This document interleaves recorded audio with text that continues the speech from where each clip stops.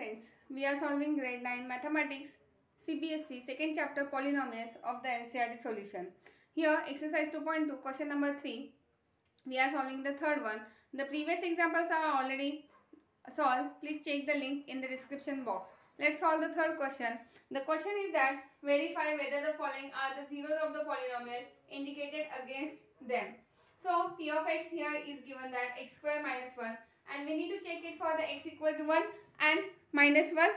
So when first of all check what is meant by the zeros of the polynomial. So when we put the given value of x in corresponding p of x, if we get the 0, then that value of the x will be the 0 of that p of x, otherwise not.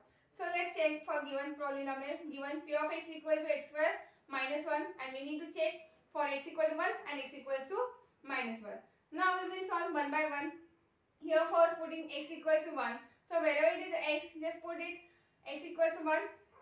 So p of 1 equals to 1 square minus 1. 1 square is what? 1. Minus 1 is 0. So p of 1 equals to 0. So we get 0, then that value of the x will be the 0 of the p of x.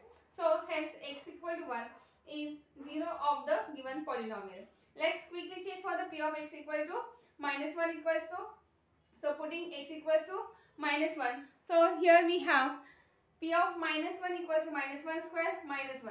So minus 1 square is what? Plus 1. 1 minus 1 is again 0. So p of minus 1 equals to 0.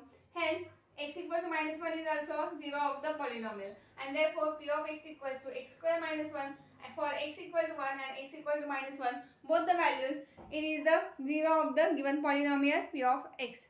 If you like it, then if you understand it, please subscribe the channel and also share with your friends. Thank you so much and press the bell icon. Thank you.